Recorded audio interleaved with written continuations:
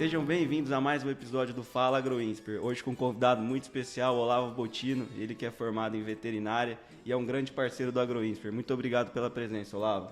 Eu que agradeço, Antônio. É uma satisfação eu poder estar compartilhando um pouco do conhecimento com alunos de uma instituição tão séria e tão tecnológica, que busca tanto a inovação como é o AgroInsper. Eu até comparo, às vezes, universidades do exterior com o AgroInsper, porque quando a gente tem a oportunidade de ver lá dentro, parece que a gente tem outro país, de tanta inovação que acontece dentro dessa instituição que vocês estudam. E levar um pouco da nossa pecuária lá para dentro, levar um pouco desse conhecimento de campo, eu acho que isso é extremamente importante para ter essa conexão, porque nós precisamos de vocês, nós precisamos dessa parte administrativa, financeira, econômica, jurídica, engenharia, que são os cursos que tem lá dentro do nosso campo hoje. Hoje nós saímos daquela produção que antes era praticamente de subsistência e estamos indo para alimentar o mundo todo, e para isso nós precisamos de tecnologia, nós precisamos de gestão dentro do campo. Com certeza, essa é uma das missões do AgroInsper, você pode ter certeza. E me conta um pouco da sua história. Eu já conheço, porque eu sou fã, né? O Olavo, para quem não sabe, tem um canal no Instagram que ele divulga várias notícias e várias temáticas sobre a pecuária e sobre diversas outras curiosidades que ele encontra andando pelo Brasil. E ele fez parte do projeto do Confina Brasil. Queria que você contasse um pouco da sua história, introduzisse e contasse sobre o projeto também. Como aconteceu? O Instagram, quem quiser seguir lá no perfil, @OlavoFB. Vocês vão encontrar a maior parte de coisa de boi e um pouco mais também de agricultura, de algumas culturas aí. Mas @OlavoFB. O projeto, assim, a minha vida em si, Antônio, sempre foi seguir muito a parte de produção de pecuária, produção da pecuária de corte, a carne em si. Entrei na veterinária não com essa ideia, minha ideia era ser ortopedista de cavalo, né? Eu queria mexer com locomotor, com perna, com pata de cavalo. Eu gostava muito de cavalo, ser moleque, não conhece muitas, não tem muita... Você vai mais na parte do que você gosta e não do que o mundo precisa e tal. Mas dentro da faculdade, como a maioria, acaba mudando a cabeça nossa.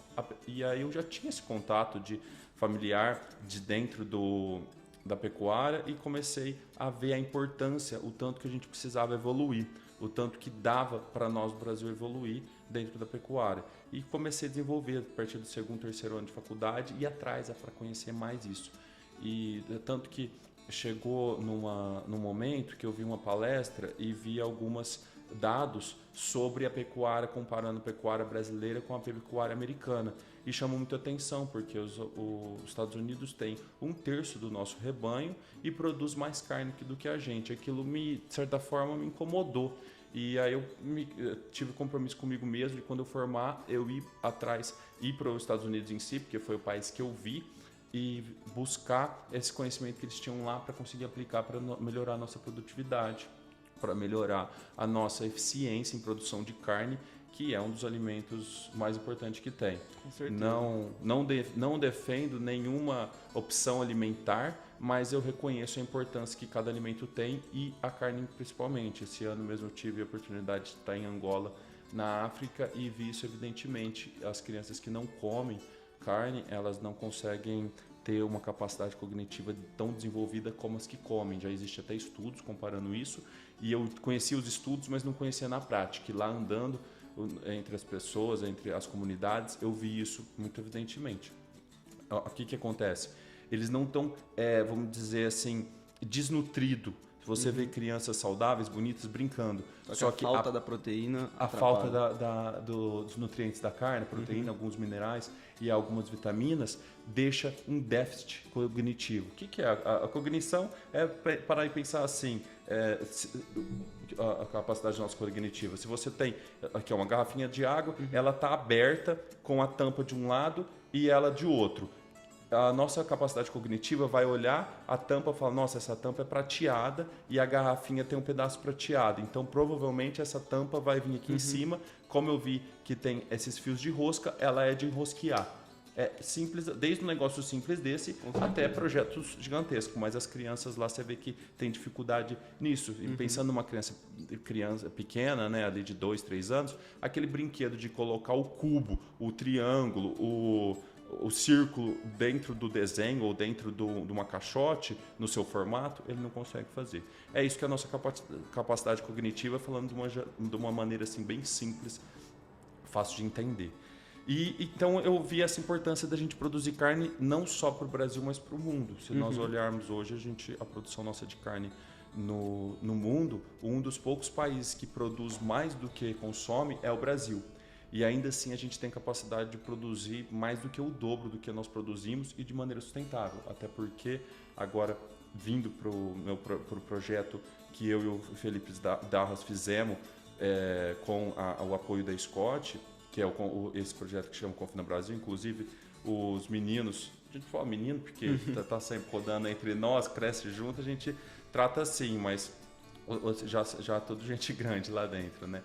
Eles estão até, inclusive agora no Pará, Maranhão, estão fazendo uma rota. Esse ano o projeto está no 3º ano e são 5 rotas que ele teve, né? Eu tive a oportunidade de conseguir ter a agenda para ir numa delas e não consegui de ir nas outras, mas no ano de 2020, 2021, rodei 100% nesse negócio. Só te interrompendo, vocês rodaram mais de 200 confinamentos? Foi isso aí, em 2020 nós rodamos 113, eu acho, confinamento, uma coisa assim, aí 2021 mais uns 100 e alguma coisa, pouquinho, e depois agora 2022 nós estamos rodando, repetindo alguns de 2020 para ver como que está a evolução deles, como que está depois de algum tempo, e também visitando novas áreas para conhecer. E qual que foi o intuito desse projeto em si? Esse projeto existia faz um tempo já, a ideia dele até foi o Marco Túlio da Simbiagro, quando ele estava na Scott, ele fez esse projeto, essa ideia. Ele é um cara de ideias muito inovadoras e muito, vamos dizer assim, ele olha sem medo, ele tem as ideias e os projetos dele é bem audaciosos. E é muito bacana você estar com gente assim, porque você começa a pensar fora da caixa. E ele tinha escrito esse projeto há mais de 7 anos atrás, e ele contou um dia, num churrasco, contou para o Felipe Darras, que estava com ele, e o Felipe era estagiário na Scott. O Felipe tinha sido estagiário, amigo meu de outros carnavais, mas ele tinha sido estagiário porque ele fez veterinária como eu, e ele é um pouco mais novo, então ele fez a faculdade e fez estágio comigo. Hoje ele é amigo nosso da família, praticamente um irmão lá dentro, um filho do meu pai. Mas ele ouviu essa história do Marco Túlio, que tinha esse projeto lá feito que não conseguiu rodar, e animou. Daí depois de uns dias ele chegou e perguntou: cadê? Deixa eu ver como que é isso. Ele falou: deve estar em algum arquivo e tal. Ele achou, falou: rapaz, esse trem é ajeitado demais, projeto legal demais. Aí ele me ligou e falou: você encara isso daí? Entre os meninos chamam de tatu. Tatu, você encara um negócio desse? Eu falei: vamos embora. Gostei demais. O que era o projeto? Era visitar confinamentos para fazer levantamento de dados da nossa pecuária intensiva no Brasil, porque era justamente o que a gente começava a precisar. Nós começamos a ter essa necessidade de intensificar a pecuária. Nós saímos de uma pecuária colonizadora de posses e estamos indo para uma pecuária produtora de carne. Por que eu falo uma pecuária colonizadora? Lá na década de 50, 60, a pecuária nossa, as vacas, os bois em si, ajudou muito nós tomarmos posse do território do Brasil, porque era um território gigantesco, como nós sabemos, e extremamente empovoado ainda. Tinha população só mais nos litorais e tal. Então, e no interior do estado de São Paulo, no interior de alguns estados. A ideia, o próprio governo nosso tinha esses projetos, esses programas, que ele até dava terra ou vendia de uma forma muito barata, e aí o produtor ia lá, ainda nesse aspecto, vamos falar assim, o proprietário daquela terra, ele ia lá, organizava a área, punha cerca nela, tirava talvez a vegetação que tinha, colocava o capim para ter alimento para os animais e soltava as vacas parideiras lá dentro. Então ele tinha a posse daquilo lá, porque ele falava: essas vacas são minhas, elas estão produzindo bezerros, elas estão produzindo alguma coisa, elas estão produzindo alimento de certa forma, então eu tenho o direito de estar nessa área porque eu estou sendo produtivo. Só que isso acabava sendo muito assim na larga, né? Muito na solta. Não tinha um acompanhamento tão próximo do negócio. E acaba que os números, os índices são baixos. Ou seja, o que é um índice baixo? É você ter lá 1.000 vacas e tirar menos do que 500 bezerros. Sendo que a gente teria que tirar, para ser lucrativo, mais de 700 bezerros. Então, ficava muito nisso daí.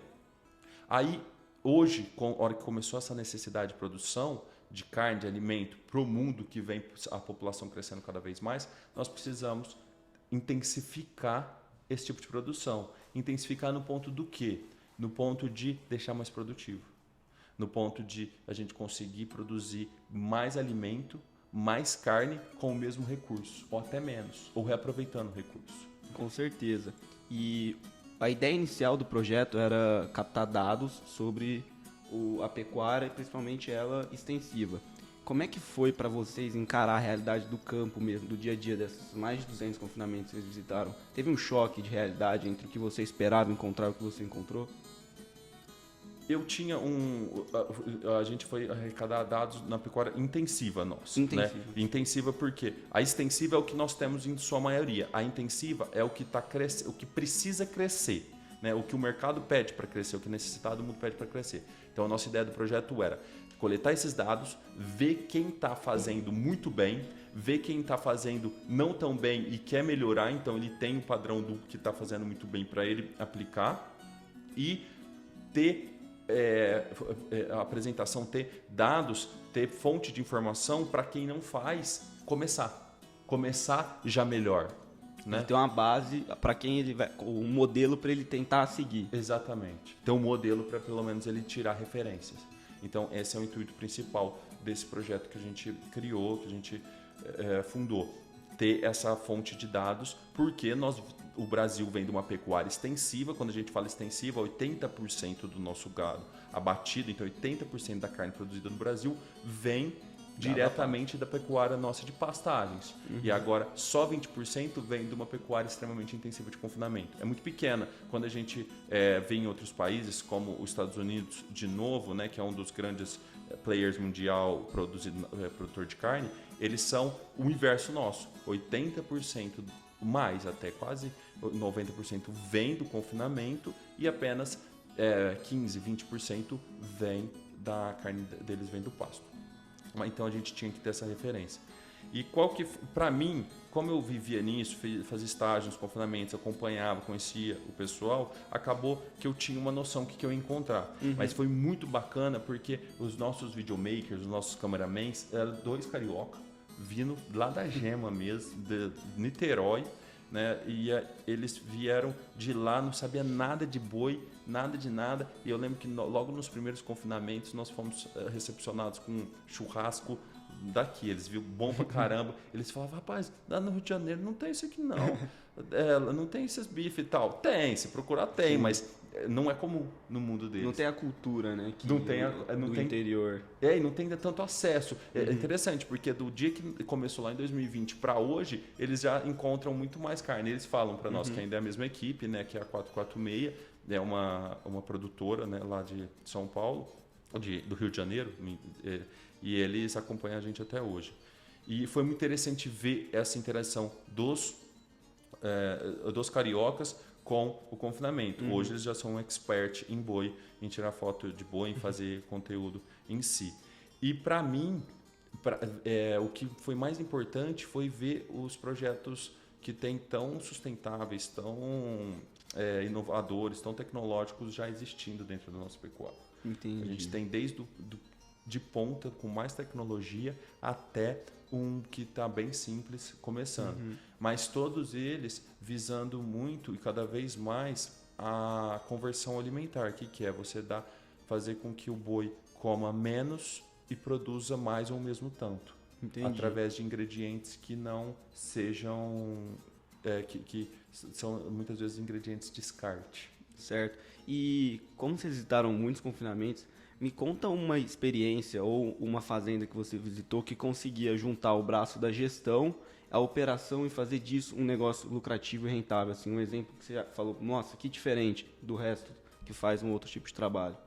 O que ficou muito claro para nós, muitas vezes nesse monte de visita, muitas vezes quando a gente pensa em confinamento, nós só pensamos nele fazendo uma classe, que é a terminação. E não é isso. O que ficou claro para nós é que confinamento, vamos falar assim, confinamento é a questão de ter um lugar todo preparado, uma infraestrutura preparada para alimentar esses animais com uma dieta balanceada. Sim. Tá?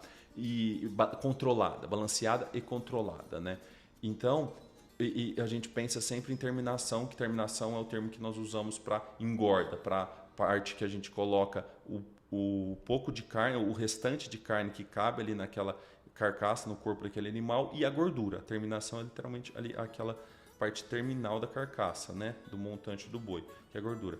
E a gente viu que é uma ferramenta extremamente importante para nosso pecuário, o confinamento. Nós vimos várias fazendas que eram lucrativas, mas não engordando os animais e mandando para se transformar em carne para abate. Fazendo o ciclo. Então, o confinamento começava a ser importante na recria de bezerros. Então, quando os bezerros, quando eles já estão grandão e não precisa mais mamar, não precisa mais ser o leite da vaca, e podem ser tirados para que a vaca consiga se alimentar, produzir outro bezerro de uma forma saudável, ele tem o confinamento, você pode ser uma ferramenta para colocar a dieta realmente necessária, para você fazer essa adaptação. Ou na seca, quando vem a seca e o capim fica com muito baixa qualidade nutricional, muito seco, não tem a produção de forragem porque não tem chuva, né? No nosso período de inverno não tem chuva, no Brasil Central, vamos falar assim, e não tem essa produção de alimento para eles, você consegue ter armazenado e colocar dentro de uma estrutura de confinamento. Um semi-confinamento, ele come a pasto e é tratado no coxo. O semi-confinamento também é uma forma de intensificação, também pode ser considerado. O semi-confinamento é a ideia que o animal ele precisa comer basicamente volumoso e concentrado. Volumoso, vamos pensar em capim, em coisa que faz volume, em coisa que faz fibra, que é aquela, a gente chama no jeito assim, boiadeira de bucha, né?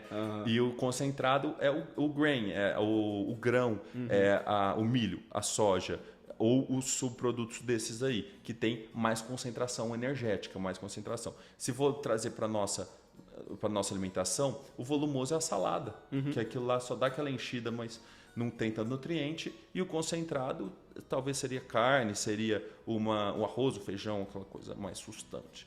E acontece isso para o boi.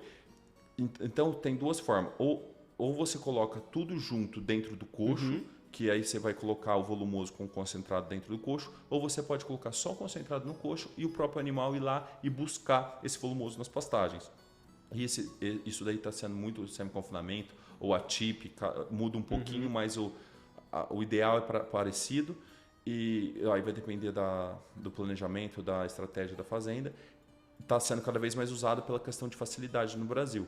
Mas o próprio confinamento, que você coloca tudo no coxo mesmo, também é uma ferramenta que você pode colocar bezerro, você pode colocar vaca, o que a gente chama de matriz, de vaca parideira, para você ter um melhor controle quando você vai fazer a aplicação de ATF, que é o manejo reprodutivo delas. E, né, imagina só, tem lá muitas fazendas, é comum no Brasil ter 5, 7 mil vacas. Você tem 10 mil hectares, essas vacas soltas numa área aí de 5, 10 mil hectares. É uma área muito grande para você manejar tudo. E aí você traz para o confinamento, controla toda essa parte reprodutiva dela e depois solta, libera elas no pasto para elas terem a gestação tranquilas e no ambiente mais agradável possível. Certo. Eu acho que é legal você comentar isso, porque muita gente tem a visão de que pecuária é só gado no pasto e o cara vende depois, mas a pecuária ela tem todo um ciclo, você tem diferentes tipos de produção dentro da pecuária. Se você puder falar bem rápido, porque a gente tem um público que não tem tanto conhecimento, quais são as principais atividades dentro da pecuária hoje? Hoje a gente tem a cria, a recria e a engorda, que nós chamamos de cria, recria e engorda. Como que funciona a cria, recria e a engorda? A cria são vacas, são matrizes, né? Matrizes por ser uma categoria, são fêmeas que se reproduzem para continuar a perpetuação daquela espécie ali. São as matrizes. Tem a recria, que são os bezerros que já estão em idade, que conseguem viver sozinhos, vamos chamar assim, nós somos nossos adolescentes. e tem a engorda, que aí já é o jovem adulto, que ele já cresceu o suficiente, agora ele precisa só de colocar músculo, né, que vai se transformar em carne e gordura. Então é a cria, a recria e a engorda. E cada fase dessa demanda um cuidado, porque a cria ela tem lá vacas, prenhes, né, fêmeas, prenhes, grávidas, com bezerro ao pé. Então é um tipo de dieta. A recria são jovens, então é outro tipo de dieta. Você precisa dar uma dieta para ele crescer. E a terminação é o que precisa ganhar gordura. Então você precisa dar uma dieta com mais carboidrato no final das contas. Então tudo isso, essas 3 etapas são, quanto mais você conhece delas, mais você consegue atingir a produtividade máxima delas. Não, perfeito, você esclareceu muito bem. E isso tudo é normal no Brasil, ter fazendas que faz os 3 e ter fazendas que faz só um deles. Sim, sim. Entendeu? Que faz só a cria e vende os bezerros, aí o outro faz a recria, né? O recriador faz a recria e manda para um confinamento que faz a terminação. E está crescendo cada vez mais essa prestação de serviço de confinadores parceiros de recriadores. Com certeza, é um braço muito forte e que tem que ser intensificado para o cara que tem o confinamento conseguir ter a garantia de que ele vai conseguir abastecer o confinamento dele com gado, né? E exatamente, que é a questão de parceria, que é o mundo que está desenvolvendo hoje. Sempre hoje a gente pensa muito mais em parceria, em simbiose, né, em 2 se ajudando, do que um autônomo sozinho. E qual que é a vantagem de você ter um confinamento terceiro? O confinamento ele se especializa em engordar boi. Então ele se especializa lá no detalhe do coxo, naquele jeitinho que é a ração, naquele aditivo que vai, quanto que o boi está engordando, quais que são as doenças que podem dar problema dentro os números, no sistema do intensificado. Que às vezes a pessoa que não tem aquela expertise não consegue saber, esse boi está na hora de sair do confinamento. A partir de agora a conversão dele não vai compensar o custo da ração e etc. Toda essa parte muito mais precisa, o confinador fica focado naquilo ali dentro. Além do que, um confinamento precisa ter uma compra de insumos muito grande, que esses insumos se transformam em ração. Então ele precisa ter uma dedicação muito grande nesse mercado. Enquanto que um recriador, ele vai focar em comprar bezerro bom, em ter uma pastagem adequada, de qualidade, né? adubar, manejar, plantar, produzir volumoso pasto para que aqueles bezerros tenham um melhor desempenho. Então ele foca naquilo. Ele não está preocupado se aquele bezerro se precisa estar gordo com gordura. Ele está preocupado se está desenvolvendo bem aquele bezerro. Se aquele bezerro tem uma genética boa, se ele sabe os lugares que ele busca a genética. Enquanto quem está fazendo a genética? Os criadores. Que aí eles focam no quê? Ele foca se a vaca tem aquela conformação boa, se o touro que ele vai usar tem um peso de nascimento ideal para aquele tipo de vaca, se a vaca está tendo a nutrição adequada para manter o feto dela bem nutrido e desenvolvendo, porque um boi que a gente come, essas carnes que a gente come de qualidade, extrema qualidade, ela não foi feita há 3, 4 meses atrás, que é o tempo que o animal fica engordando. Ela foi feita há anos atrás, lá na mãe dele, quando ela teve genética e depois quando ela se alimentou daquele produto específico e quando ele era feto, teve aquela fórmula de célula para dar a textura ideal na carne final. Então é quando o feto. Então o criador, ele foca nessas coisas. Ele vai focar em como uma vaca vai produzir, qual que são as doenças de bezerro. As doenças de bezerro são muito diferentes da doença de um boi gordo no confinamento. Então, cada um, você tem especificações para eles conseguirem focar. Que isso acontece tudo, né? Antes você ia num montador de carro e fazia todas as peças. O cara fazia quase que manual. Hoje cada um é específico em uma parte. Eu acredito que isso é muito bom e que deva se intensificar cada vez mais, né, daqui para frente. Porque fica mais eficiente. Sim. E entrando em outro tópico, que foi muito bacana, nas férias agora de julho nós fizemos nossa primeira expedição. Nós rodamos mais de 1.700 quilômetros, estamos em confinamentos, usinas, fazendas de café, seringueira. E uma das paradas que nós tivemos foi na casa do Olavo, nós dormimos lá, aproveitar e agradecer você de novo pela parceria. Imagina. Esse aqui é parceiro do AgroWhisper demais. E a gente visitou juntos o confinamento do Campanelli. E deu para perceber no confinamento que eles conseguem trazer uma análise de dados e muita correlação entre possíveis variáveis, por exemplo, o gado naquele setor coberto versus o gado no setor de sol, e fazer essas contas para conseguir ver realmente qual é a rentabilidade a mais que ele tem com o tipo de investimento.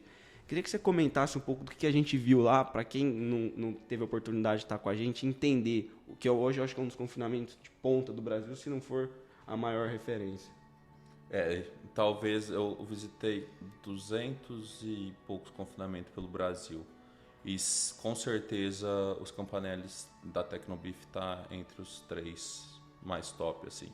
Claro que vai depender, muitas vezes o pessoal me liga, o cliente me liga e fala: eu quero ir nos Campanelli e tal. E o Campanelli, nós estamos falando de um lugar que abate 100 mil animais por ano.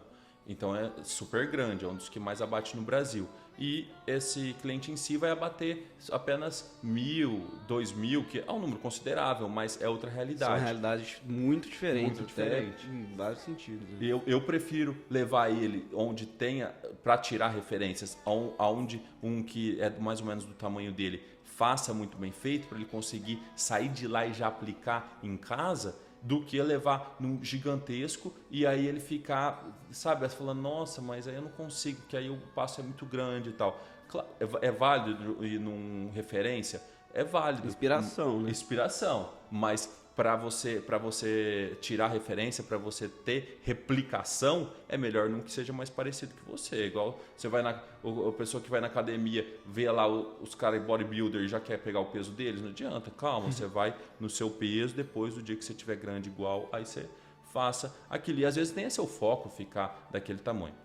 Mas você falou da expedição, uma coisa que eu sempre apoiei vocês desde a primeira vez que eu vim dar a aula de capacitação em pecuária para o AgroInsper, eu incentivava muito, porque eu não vejo coisa mais enriquecedora do que conhecer a produção de perto. Por isso que minha casa está de portas abertas, até para mostrar como que acontecem as coisas, para as pessoas verem e terem propriedade, verem realmente como que acontecem e depois falar com propriedade do assunto e não apenas olhando algumas referências de noticiários e coisas assim. Eu acho que é muito válido e incentivo muito os produtores a abrir a porta da casa deles, porque tem muita gente fazendo coisa legal e ninguém está sabendo. Então é válido a gente ir lá e ver. Então tá de porta aberta, é um prazer para mim receber vocês e quem quiser compartilhar esse conhecimento com a gente.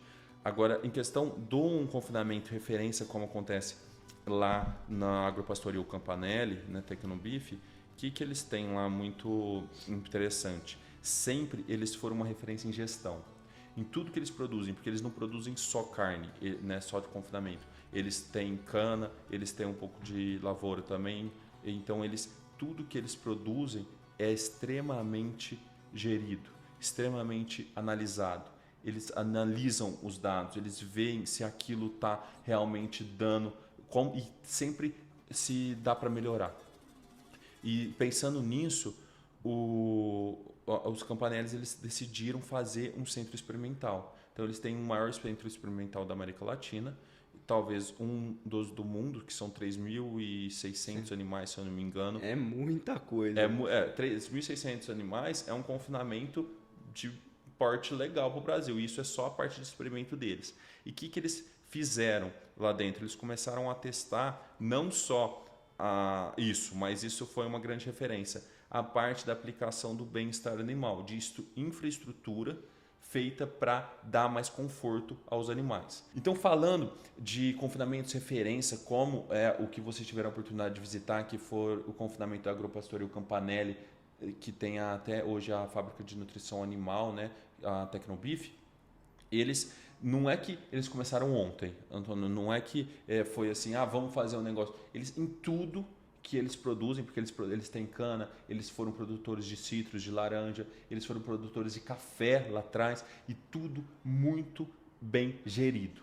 A gestão deles sempre foi com muita acurácia, para ver o que dava para melhorar. Não só a gestão de números, administrativa, financeira, como a gestão de pessoas. Eles são referência como gestão de pessoas lá. E eu acredito muito nisso, que é o que trouxe a eles serem tão reconhecidos e tão inovadores e conseguir aplicar tanta inovação, tanta tecnologia como é o caso hoje. E esse aspecto deles conseguirem ter uma gestão muito acurada, ter os números muito bem controlados, eles conseguem medir tudo. Então todo teste é medido e ver se dá para ser aplicado em grande escala ou realmente aquilo lá só foi mais uma ideia uma que descoberta.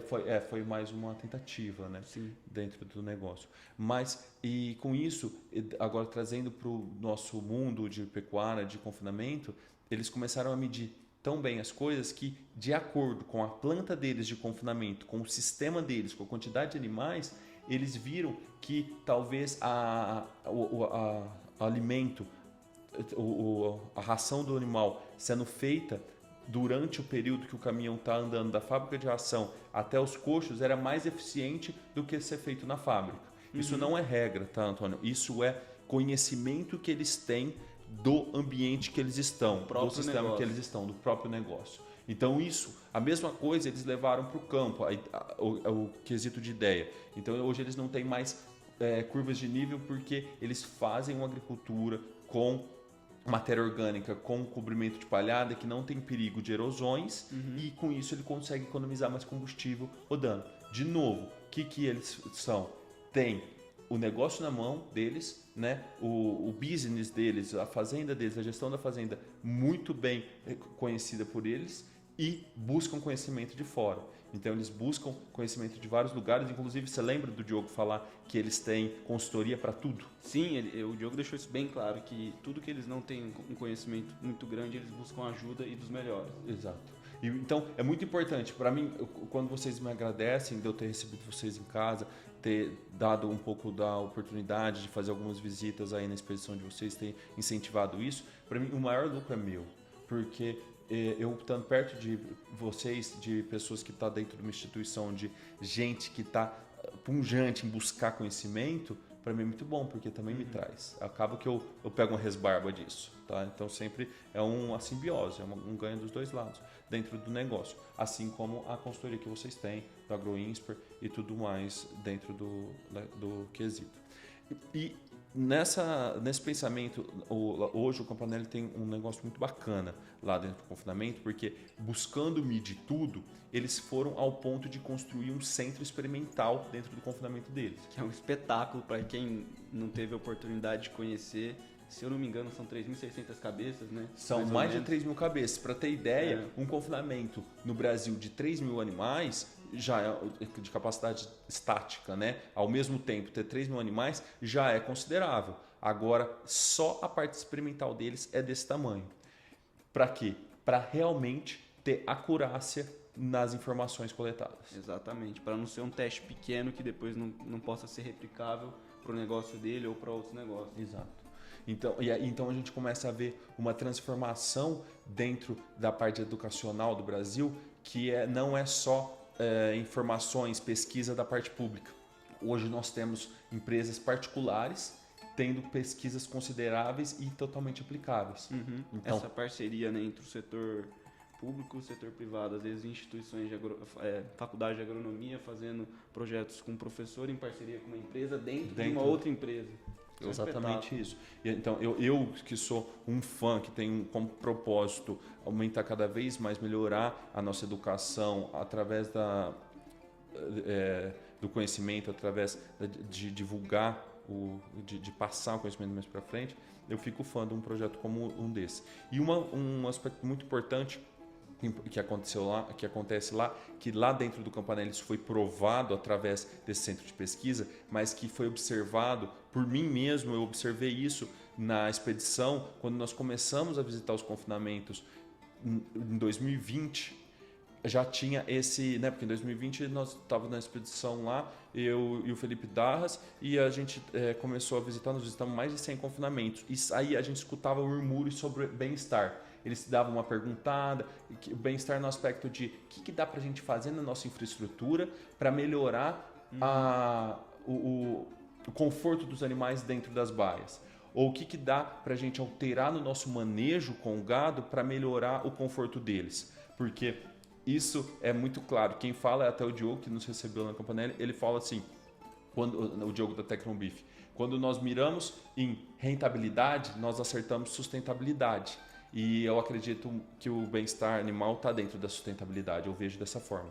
Então, os confinadores já estavam abrindo os olhos. E hoje, em 2022, quando eu estava visitando os confinamentos, no final de 2021 isso já acontecia, mas em 2022 ficou muito claro. Inclusive, hoje eu acordei e tinha uma mensagem no meu celular de um confinador no Paraguai me pedindo informações para fazer os brinquedos para os animais, para os dele dentro do confinamento. Porque ele viu no meu Instagram, eu postei falando sobre enriquecimento ambiental em alguns confinamentos que eu visitei pelo Brasil, e ele achou muito interessante e quer melhorar o confinamento dele aplicando aquela estrutura dentro do confinamento. Assim como, desde o enriquecimento ambiental com estruturas que dê para o animal se distrair lá, nós temos a aplicação de sombra, como acontece, foi medido, foi mensurado lá no Campanelli. Que é uma experiência que eles fizeram dentro do confinamento, nessa área experimental. Eles cobriram um lote, o outro lote ficou exposto ao sol, e eles conseguiram medir a diferença de conversão de um animal na sombra e de um animal no sol. E o que isso implicou? Se você puder explicar mais quais foram os resultados desse teste, que é muito bacana. Tem um vídeo, inclusive eu fiz um vídeo só disso, tá no meu Reels, no meu Instagram, lá, @FB, no meu perfil. Tá assim, para ficar fácil de identificar, você vê que eu tô com uma camisa azul assim e com os bois atrás, com a sombra, com a cobertura atrás. Mas em números, lá eu falo, se eu não me engano, se eu não estou confundindo, são 6 ou 7 quilos a mais de carcaça por animal, e a carcaça é realmente a moeda de troca do produtor, do pecuarista com o frigorífico, então é realmente um lucro a mais, e a diminuição no consumo de água, que entra totalmente. Entra a sustentabilidade de duas formas aí, porque se está fazendo mais carcaça com o mesmo tanto de alimento, você teve uma melhor eficiência. Economizou alimento e tirou do animal uma capacidade maior. Exatamente isso. E o menor consumo de água, então você não teve aquele custo daquela água, seja ela para o ambiente ou seja ela para o próprio bolso social da empresa. Exato. A frase que ele resume. Mirou em rentabilidade, você acerta a sustentabilidade diretamente no negócio. Então, esse experimento lá foi feito, mas já tem vários confinamentos no Brasil colocando cobertura, aplicando, porque já conheceu isso, já tem certeza que isso é benéfico. Então, a gente começa a ver a preocupação sempre existiu, mas você vê a ação em pró de melhorar cada vez mais o conforto para os animais dentro de um sistema de produção, seja ele de carne, leite, ovo, enfim, qualquer forma. Porque o animal mais confortável produz mais. Isso é fato dentro do negócio. Isso é um fato, e pessoas como você, que tem a missão de passar conhecimento, conseguem evidenciar isso para mais pessoas verem. Então, já queria aproveitar, antes de finalizar, agradecer você mais uma vez por estar aqui gravando podcast hoje, por vir dar capacitações para os nossos membros sobre pecuária, receber a gente na sua casa, abriu as portas de casa para o AgroInsper, para a turma que estava na expedição. Então, a parcerias assim a gente tem que agradecer e continuar consolidando isso para mais projetos e para o que vier. Conte sempre com o AgroInsper, que nós pudermos estar aí juntos, nós vamos estar. Nós estamos exatamente nesse momento. Nós passamos da parte de tomar posse, de colonizar através da agricultura, da pecuária, e estamos indo na parte de produzir com qualidade e eficiência. Nós precisamos de instituição, nós precisamos de gente igual vocês para ajudar nós organizarmos nossos dados e mostrar para investidores, ou simplesmente mesmo autoanalisar para saber para onde nós devemos ir. Então, nós precisamos de cabeças pensantes, como é o Grupo AgroInsper, como vocês e o resto dos outros estudantes, para conseguir evoluir a nossa pecuária. E eu acredito muito que o conhecimento só é válido se compartilhado, né? O conhecimento é a única coisa que, quando ele é como se fosse duas velas. Um está com ela apagada e outro está com ela acesa. Você passa, acende a chama do outro, vai embora sem ter perdido nada. Com certeza. E eu vejo o conhecimento dessa forma, por isso eu tenho essa missão muito forte de estar passando ele através das redes sociais, ou através de cursos, de aulas, a forma que for, porque a gente só consegue evoluir nossa sociedade se compartilhar, se melhorar a nossa educação e o nosso conhecimento dentro do assunto ali que a gente trata. Perfeito. Antes de finalizar, passa só seu arroba mais uma vez para quem quiser te seguir e acompanhar seus conteúdos. Quem quiser ver os conteúdos, estou sempre lá ativo no Instagram e no TikTok. Meu Instagram é @olavofb. O TikTok estou começando, mas é @olavo_tatu. Quem acessa o Instagram consegue acessar o TikTok. Tá? É isso aí. Muito obrigado. Uma boa tarde.